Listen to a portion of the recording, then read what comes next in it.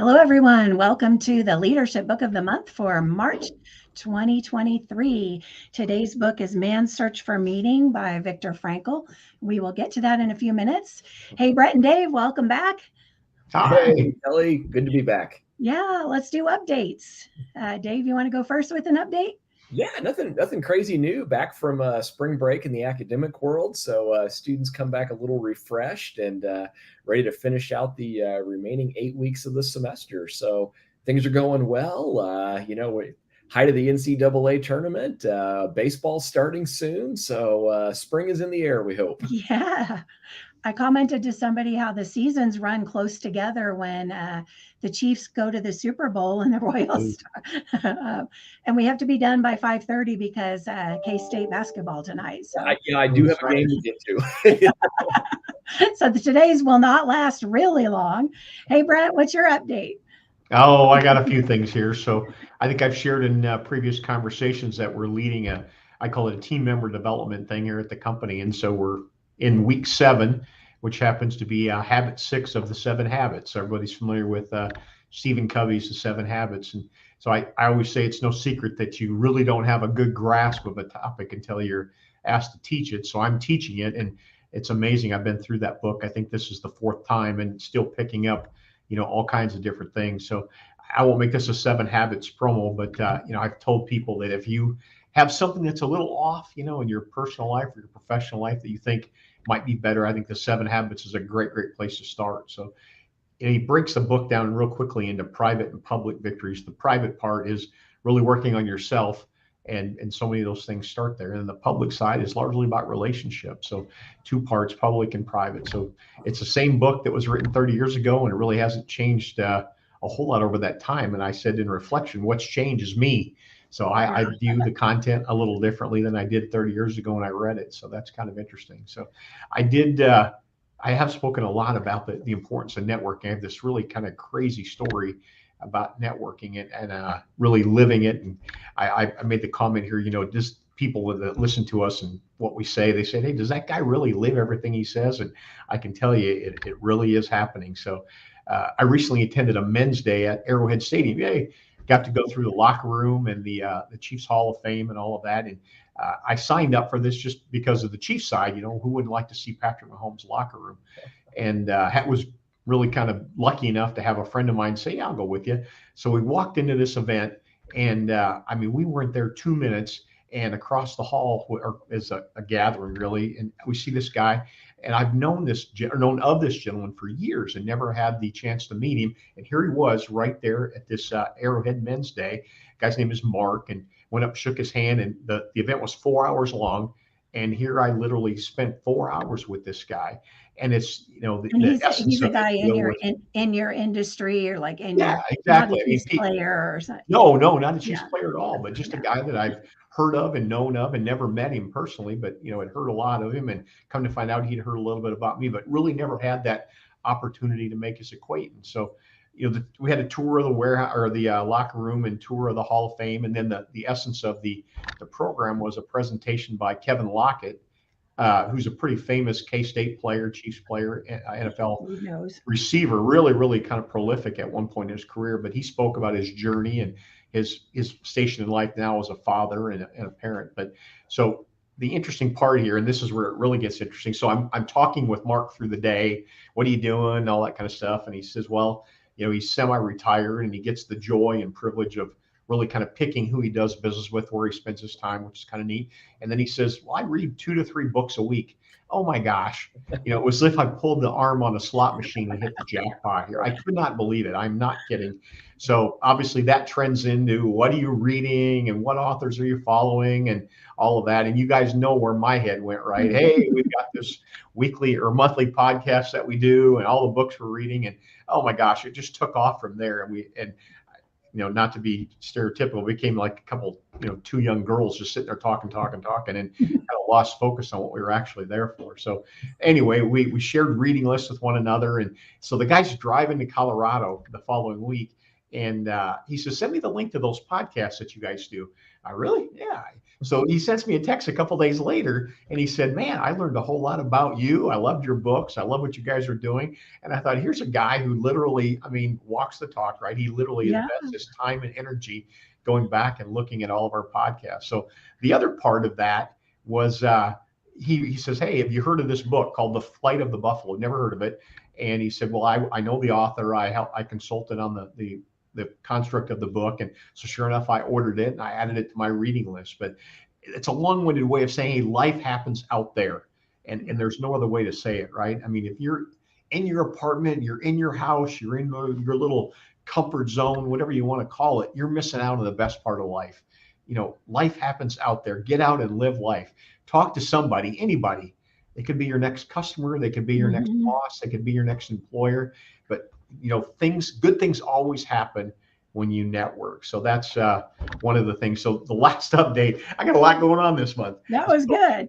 I'm sitting here reading the Kansas City Business Journal, and in the Kansas City Business Journal, they go through this article about Patrick Mahomes and the Mahomies, kind of a Patrick Mahomes theme this month. But Patrick Mahomes Foundation is called Patrick and the Mahomies, and he's sponsoring a group called Lead to Read KC. And boy, did that perk my interest, right? So I read it, I Google it, I look into it. It's got a couple different components to it, but the long way of getting to it was people volunteer to go into middle schools, I think elementary schools rather, largely first through third grade, and you read. You literally spend your lunch hour reading with a student. And I thought, you know, if I can't spend 30 minutes of my week, 30 minutes, not much, you know, with a young person and inspire them to read, you know, I'm really not walking the talk, kind of hypocritical. So I volunteered at Whittier Elementary, which is in KC-Mo, not too far from where my office is, to go in on Tuesdays and spend 30 minutes reading with them. So they have a website. I encourage everybody to research it, www.leadtoreadkc.org. They've got a fundraising gala coming up at Union Station in June. That's kind of neither here nor there, but they're on Facebook, they're on LinkedIn, they're on all the social media platforms. But you know, whether you get involved with Lead to Read KC or whether you get involved with anything, there's an infinite demand out there. And I actually thought this quote was attributed to John F. Kennedy, but I couldn't associate that. But no one can do anything, but everybody can do something. So I would encourage everybody out there to find that thing that you're passionate about, whether it's Lead to Read KC or whatever it is, but just go volunteer. I love it. Have you started that yet on the Tuesdays, or when's your first one? My first one is next Tuesday. So it's to ask. I went for my first bike ride of the year last night. So get the miles in. Yeah, put some miles down, working towards that goal. We talked about that a couple of months ago. But no, I'll have an update for everybody next week. But I'm excited to see what books we're reading. And I've had to go there. You get several tips on sight words and sounding words and all, you know, how to interact with the students. So I'm sure I have to tone it down a little bit from the corporate world.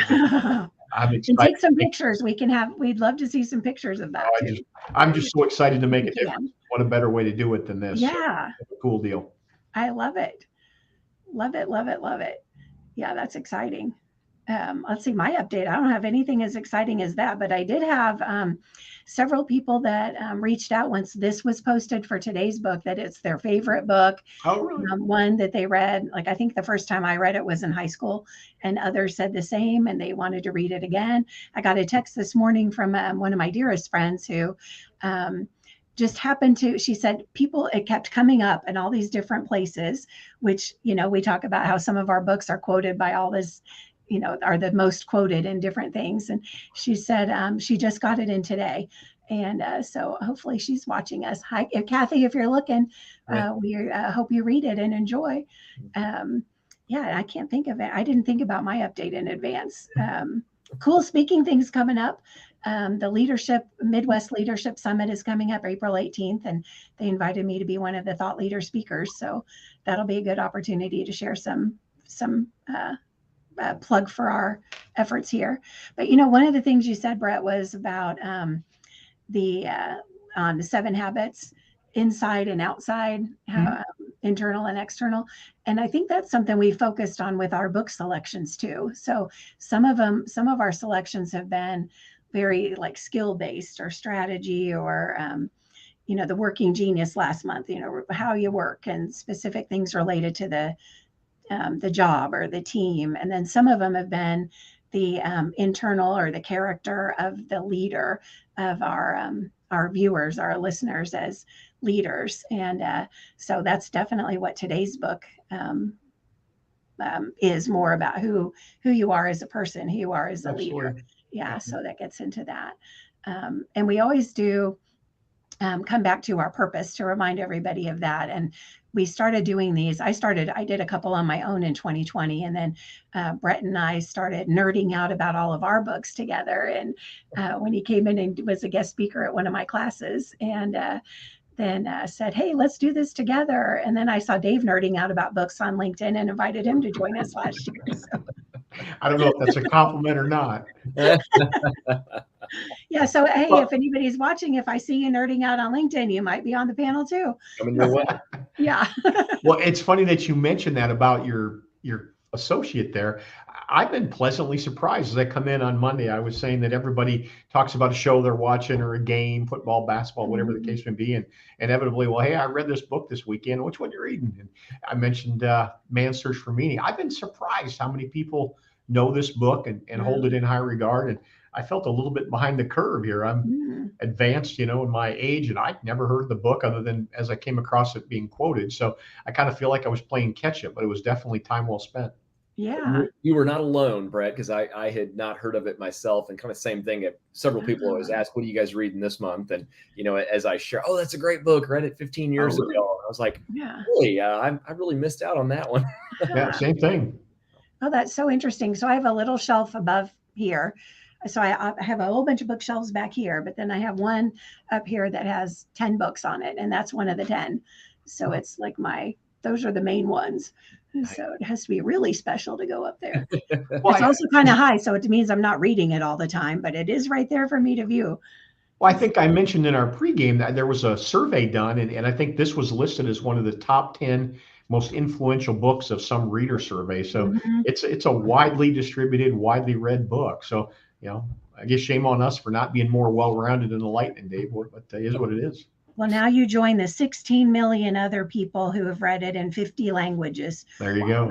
Yeah. All right, let's dive in. So about the author, Viktor Frankl. I was going to go back to high school and college like we've done for our others, although it's tempting to kind of skip that. But he was kind of a precocious kid and involved in, he was very interested in psychology in high school, involved in a young socialist workers organization. And he finished his high school years with publishing some papers, and he ended up meeting Sigmund Freud. And let's see, after he graduated, he worked his way toward his medical degree, and he met Freud in person. And he didn't really agree with what Freud's main philosophy was. And if you know what that is, and then you read this book, you can see why. And we'll get into a little bit of that. But he began to kind of refine his own philosophy back in those days as getting mentored with Freud and meeting with him. He organized in 1928-29 cost-free counseling centers for women or for teenagers in Vienna and in 6 other cities. So he was quite young doing that. And then he began working at the Pediatric University Clinic. He earned his doctorate in medicine in 1930, continued training in neurology.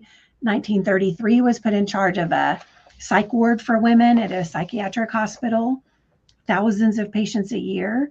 He opened in 1937 his own practice in neurology and psychiatry. That was in 1937. And then in 1938 is when Hitler's troops invaded Austria. He had a visa to go to the United States in 1939, but he was concerned about his parents, so he let the visa expire. And he was arrested along with his parents and his brother and his pregnant wife that he loved so much, Tilly.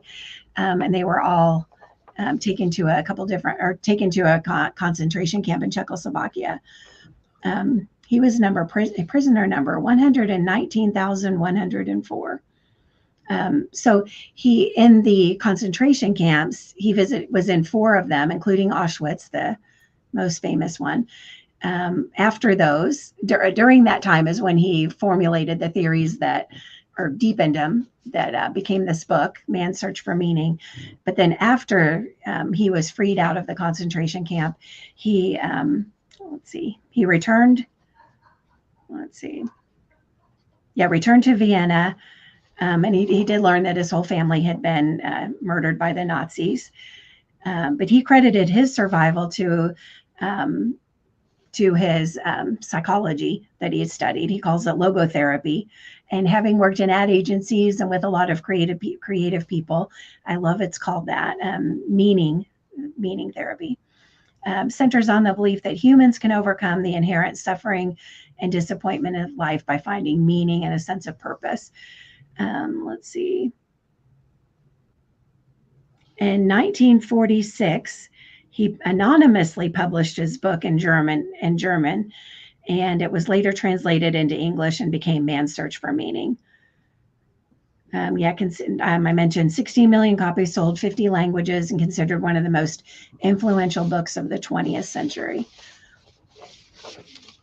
So the book is, it describes his experiences in the concentration camps. And we weren't going to go into all of that for our conversation.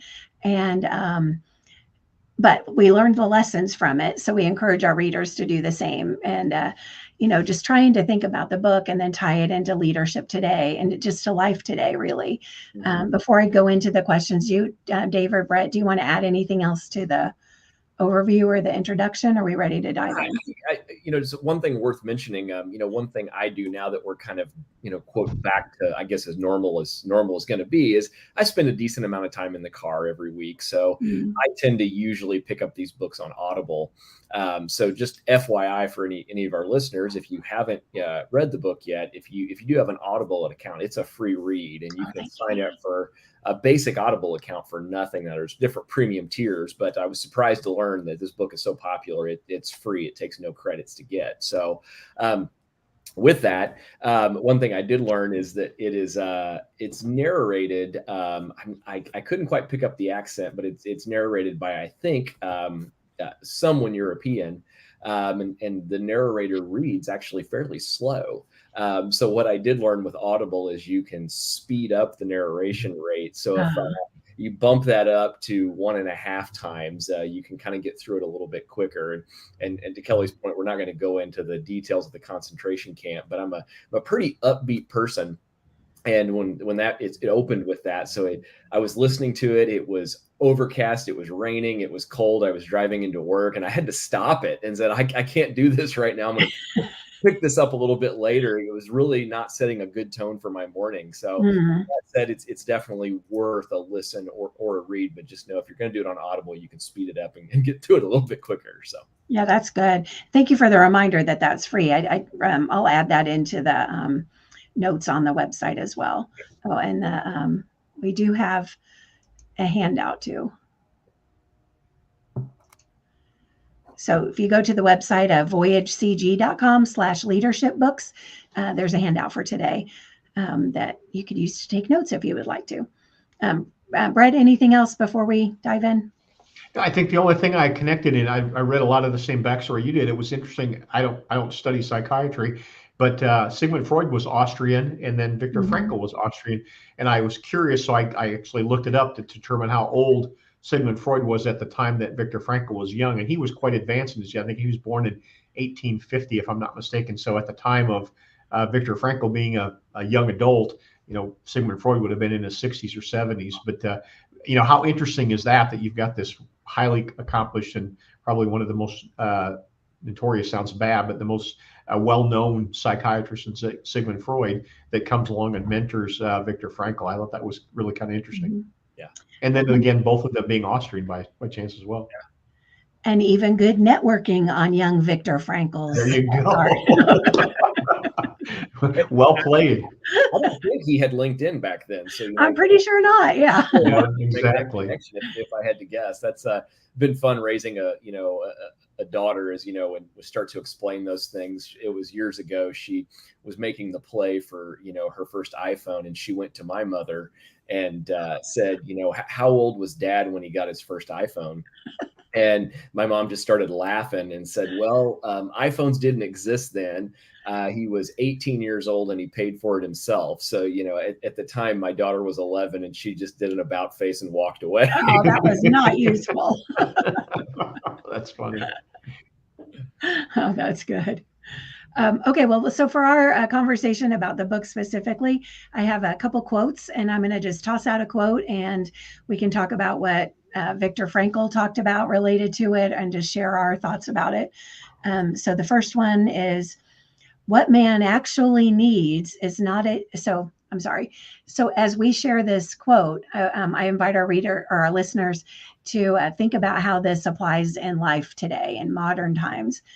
So the quote from Man's Search for Meaning: what man actually needs is not a tensionless state, but rather the striving and struggling for some goal worthy of him. What man actually needs is not a tensionless state, but rather the striving and struggling for some goal worthy of him. So, Bret, what are your thoughts on it? Let me get to that part here. Dave, do you want to jump in?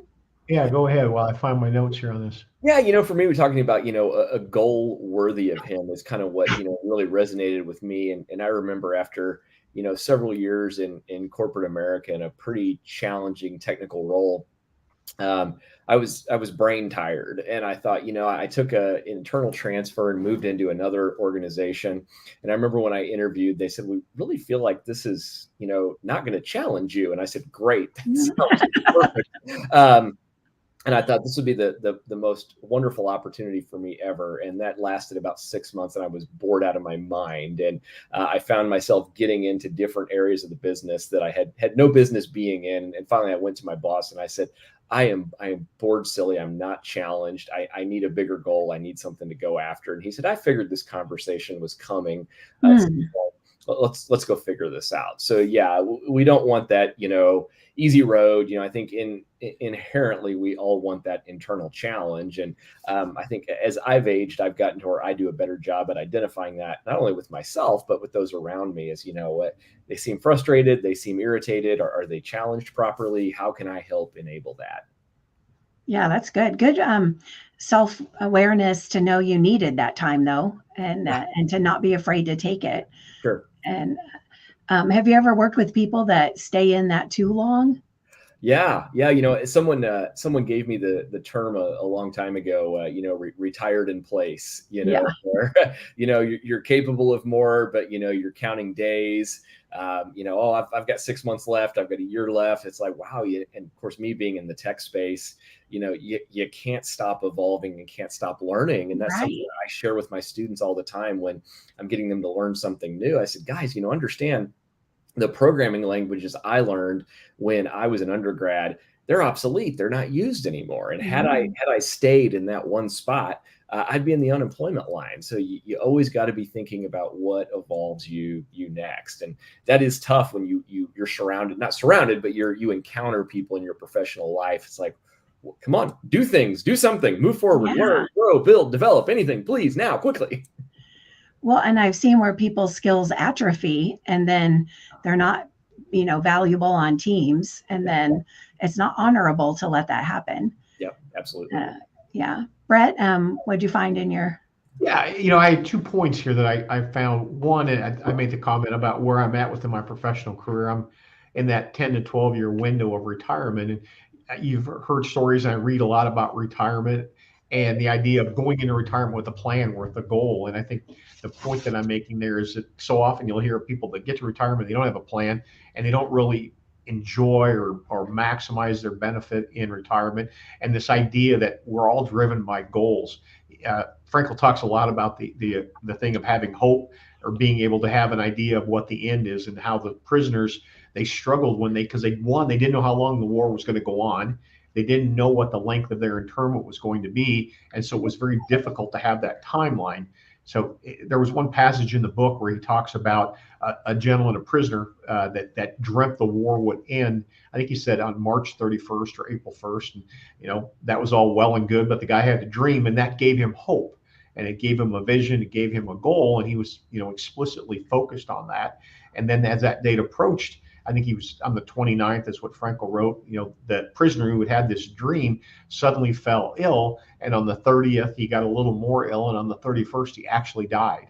And as I read that, it was funny, as I read much of the book, as you pointed out, Kelly, I'm trying to figure out how does this apply to me? How can I relate to this? And the thing that crept into my mind, we probably all had either friends or grandparents, some of our parents, where one of the spouses dies and literally the other one almost dies, within a couple of days. And I had that same exact thing happen to me. My grandmother died on July 5th, a couple of years ago. And we got back from the funeral and told my grandfather at the nursing home that, hey, the funeral's over. And I swear he laid down in bed, shut his eyes, and 7 days later he was dead. And he just literally almost willed himself to death. And you think of, these prisoners in this concentration camp, what pushed them, what kept them going, obviously, was the having a hope or a goal that, hey, someday there would be a life beyond what they knew within that concentration camp. Mm-hmm. And having that hope and keeping that alive on purpose, figuring out for whatever it is, people can, in today's world, that might be waiting for the merger to happen, or for the new boss to start, or, I didn't hear about that new job yet, or something like that. So deliberately seeking hope. One of my takeaways on that quote was about what man actually needs is not a tensionless state.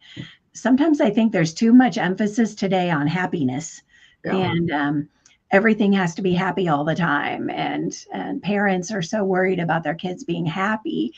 And I mean, I want to be happy too, but I think sometimes the over concern with happiness and the effort to keep everything happy can remove that sense of triumph.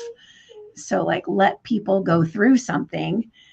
And then when you make it out on the other side, you have that amazing sense of triumph that nobody can take that away. And well, I think you're exactly right. You hear that with I don't want to say it's well-off children. I don't know whether to say it, but children that come from abundance and they never go through that struggle. I mean, I don't know your guys' background that well, but if you come from nothing and you go through that struggle with your wife or your spouse or partner, in those first 10 years from 20 to 30, building a family and building a house, and those are years that usually aren't really wealthy, but you look back on those finally, you see, those are some of the best years of our lives. Same exact thing.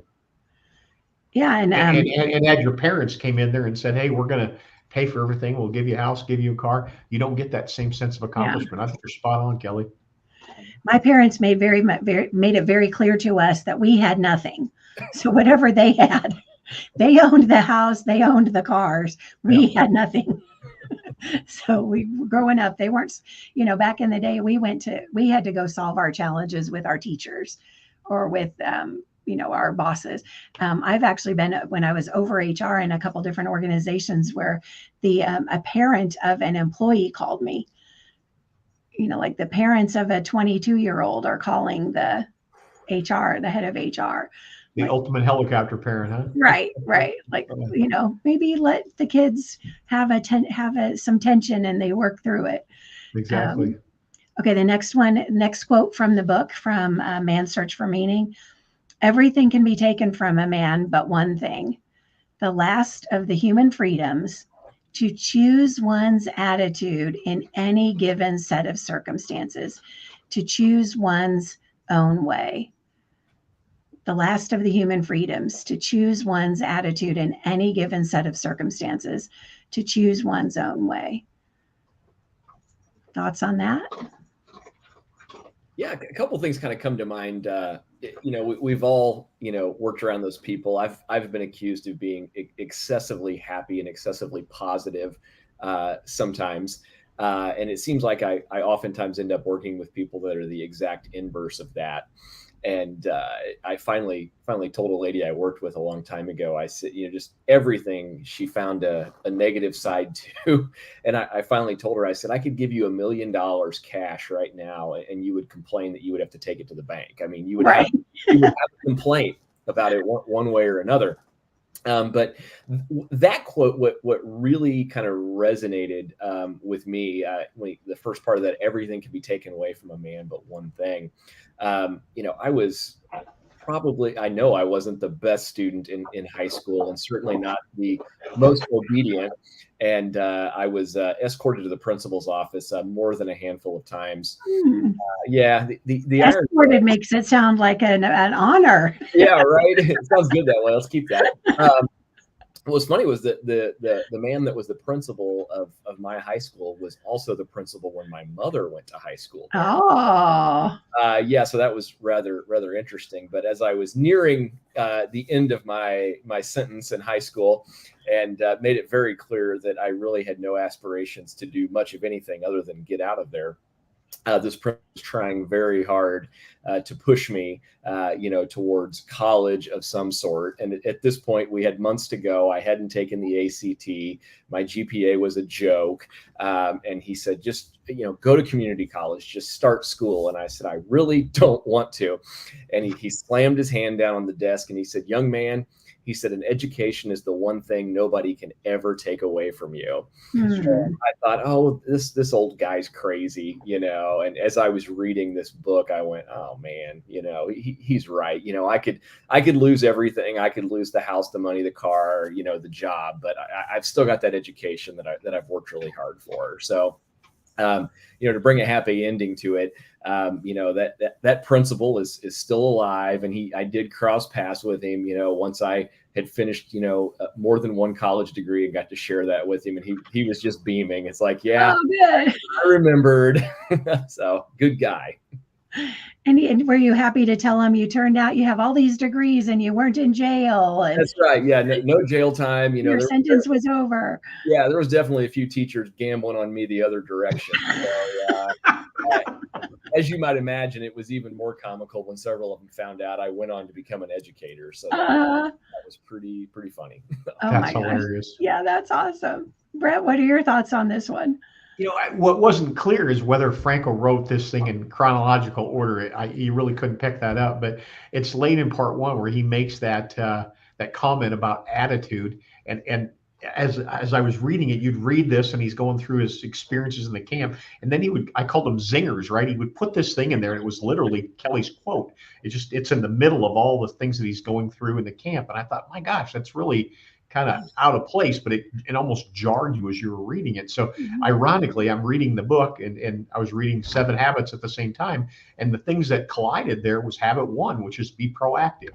And so it's basically the same thing that Frankl's making here. He says, hey, the one thing that we can control is our attitude. Now, be proactive doesn't really sound like that, but as you unpackage habit 1 from Covey, it's literally you control your attitude. So kind of reflect on that for a moment and say, here's a man who really saw humanity at its worst. I mean, I can't think of any conditions or any situation that could be any worse than what they saw in a concentration camp. And even in the face of that, he's saying, you know what? I still have control.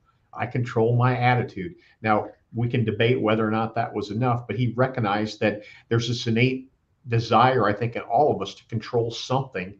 And the one thing that he can control is attitude. So, it's the power of a very simple statement that's very likely lost in this conversation. So I hope our listeners, as they kind of reflect on what we talk about, whether they view this today or view it on the recording, but that is a very, very powerful statement in that one thing that we ultimately all control is our attitude. I found that to be one of the most profound statements in the entire book. Mm-hmm. And it ties back with my faith too. As a Catholic Christian, there's a lesson, there's something to be learned, there's something positive in anything that you go through. And if you have faith that that's true, you believe that that's true, that can help your attitude stay positive. But yeah, and Dave, like you, I generally have a positive attitude and demeanor. And early in my career, a coworker told me, cut the happiness crap, Tyler. I would love to call him out right now, but I'm going to resist saying his name. But I might send him this video. But we're still friends. But I think that you can go. I mean, I believe we are here to have an extraordinary experience. We are not here to be miserable, and you can stay bogged down in the misery and the hard times, and everyone has a tough path at some point, and you can stay focused on how hard that is, and miss the lesson or miss the good. And the lesson or good doesn't come right that minute every time either. It can be a year later, 5 years later, and maybe there's some good at the time, but you learn even more later. So I think that I just love that you can choose that. And I've done this exercise a million times with in leadership development and in different classes about your attitude. Like if you sit all slumped in your chair and you have a frowny face and negative tone, and you could say, good morning, how's it going? And you're going to have a bad attitude. Or you can sit up straight and feel a little better and say it better, and you'll catch up. So I think you get to choose what kind of life you want to have, and depends on your perspective. And don't let somebody else take that away from you. Nazis in a concentration camp, or a toxic boss, or a lazy coworker, or a job that maybe you took because, like Dave, you mentioned the one that you took because you needed a mental break kind of, and now you're kind of bored. Don't let something like that take it out of you either. Yep, absolutely. Yeah, you make a great point. I worked, and I hope both of them are listening, because this would make it even better. Worked with two individuals that one kind of had that about him, was always kind of negative, bringing the room down, and it was contagious in a bad way. That it was, the negative attitude was catching on. And the other individual came from a military background, and was very upbeat for the most part. And at one point in time, he just finally had enough. And we worked in a building that I think was 6-7 stories tall. And he just looked at the other guy and he said, "Let's go, attitude stairs." So pulled him out of his cube and made him walk from the basement all the way to the top and back down again, and got him back to his desk. And he goes, "Do you have a better attitude now? Because if not, we're going to go do the stairs again." It was not a subordinate, relationship. They were peers, but he just took it upon himself to kind of go drill sergeant on him and say, "Let's go, attitude stairs. You're going." And what was interesting was, over time, after about a few weeks, he would catch himself and he would just kind of hang his head and go, "I know, attitude stairs." And walk out of the pod and take a trip up the stairs. So it was a lot of fun. Wow. Good. Huh. I think I kind of like that, though, for if we can catch our own attitude. I mean, everybody has the ups and downs, even over the course of a day, right? Sure. Well, it's being self-aware. Right. So the key is catch it when it's down, so you don't stay down there. Yep. In some of my books, I've talked about let others win the competition of the miserable. Yeah. People try to one up each other about how bad life is sometimes. So let them win that. And then, but figure out when you're on that downslope, and then do things on purpose to get back up. Mm-hmm. And I think the whole point of this is that you can, and that's what his whole point in Viktor Frankl's theory is, that that we want meaning in our lives, and we want purpose. That's what we're here for, is some kind of a purpose.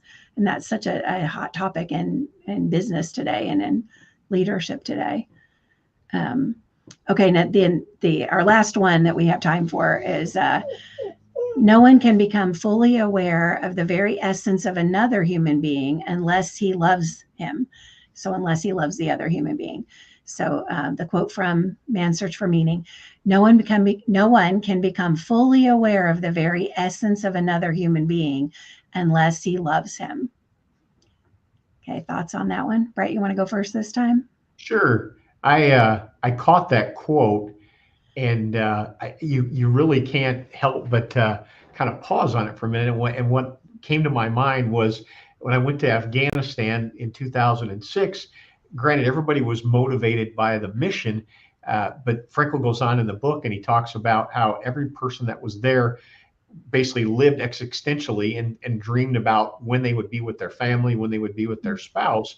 And granted, I don't want to anywhere compare what Afghanistan was for me to what Frankl's experience was, but you can see how we're at our best when we're in a loving relationship, and we can talk a whole lot about that. But I was comparing to, hey, the time in Afghanistan, what motivated you? Granted, you were in a military environment, so you had the sense of accomplishing the mission. But when you were in the mode of mission, your mind was entirely on love and your family and your loved ones and all the things that you really came to connote with, joy and happiness. And I just thought that, that was probably the second most powerful thing that I thought he talked about in the book. And basically, I think the way he phrased it was, love is the highest form that a man can aspire to become. So I thought that was very powerful. Yeah, Dave.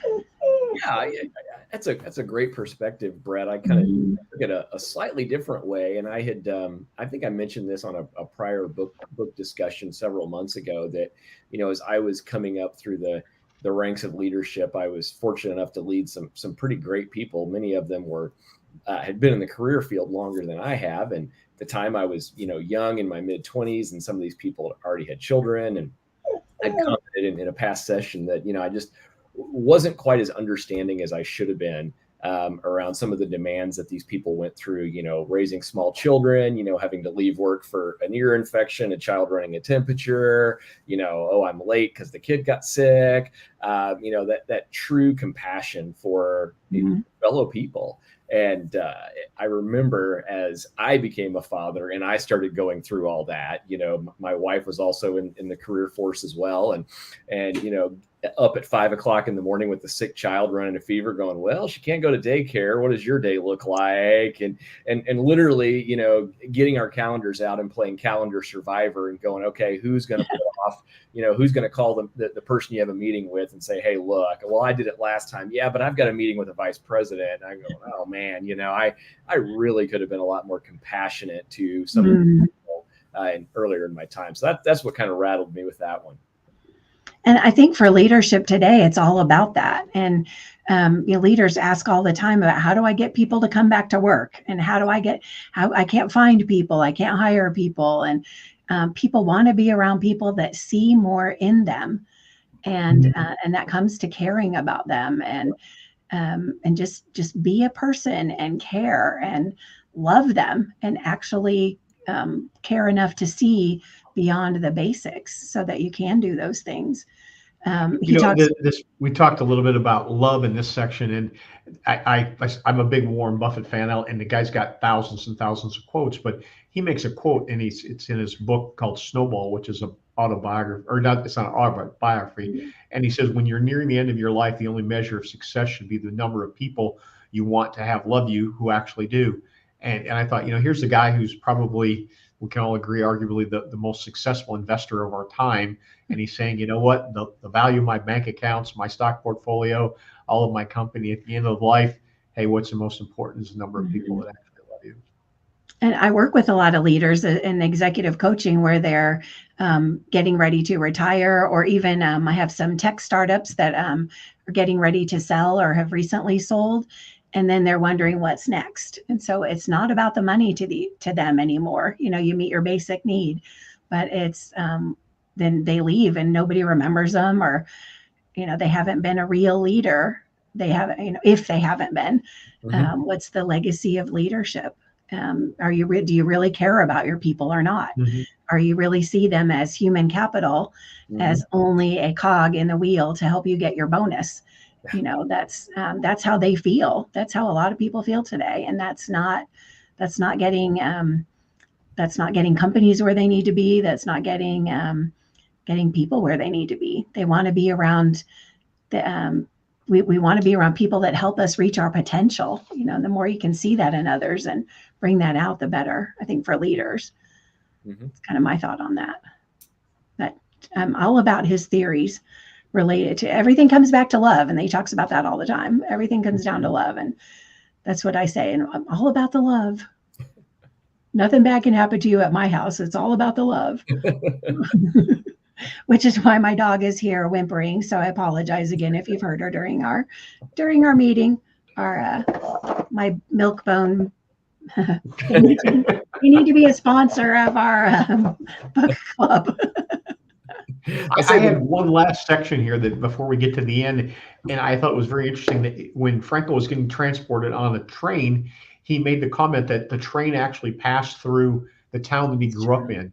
Yeah. And my mind immediately went to this sense of going home. And then, believe it or not, I was in church this weekend, and there was a hymn about sinner, sinner, come home. And it's amazing how these things all kind of line up this way. But Yeah. who hasn't went back to their hometown or their home high school, their county fair, whatever that where they grew up, and just that sense of longing, that sense of belonging and love that you get from doing that. And as I'm reading that, I'm just picturing Frankl looking out this little, and the way they described it, this little portal with bars on it, and he sees the street that he grew up on. And he's obviously in very wretched conditions, and who knows how long he's got to live, but he finds a sense of overwhelming joy and peace when he sees the street or the town that he grew up on. And then there was also another section where he talked about the value of nature. And I think they were in the Bavarian Alps or the hills, and he talked about the mountains and the sunrise and the beauty of flowers and all of this. And I thought I had this bike ride, and I left my house at about 5 o'clock in the morning. It was still dark, and I'm pedaling out west of Kansas City, and the sun is coming up over Kansas City to the east, and I'm on this hill. And I don't know, I stopped to hydrate. It was completely unplanned, completely extemporaneous. And I looked back to the east, and the sun is rising. And I didn't think on my phone to take a picture. But you sometimes see these pictures on Facebook, or beautiful sunrises and beautiful sunsets. And you think, was that really all that moving? And then you see that in real life. And it's amazing how nature or something simple as a sunrise or a sunset truly can be awing. And here you have these gentlemen in this concentration camp. And even despite their conditions, despite their plight, they still take a moment to appreciate the beauty of nature. I thought both of those things are pretty interesting. And I think that's a good lesson for us. We need to do that too. I've been worked so hard. Some days I don't even see the sunlight.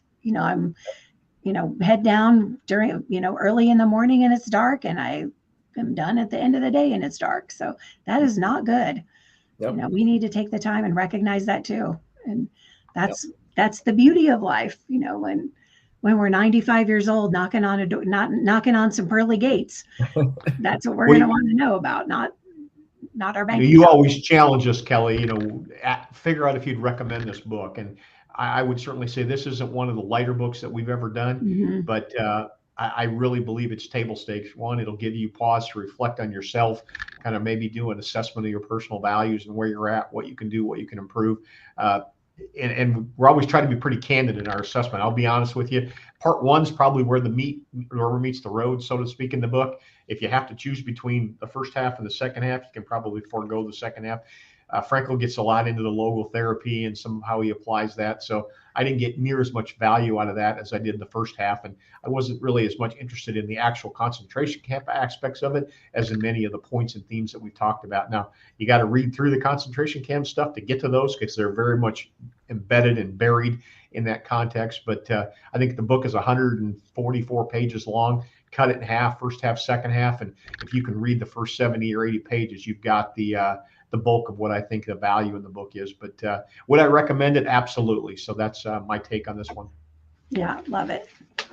Dave, what about you? Yeah, good book. I took a lot away from it. Like I just kind of mentioned at the start, for me, I had to be real careful when I read it.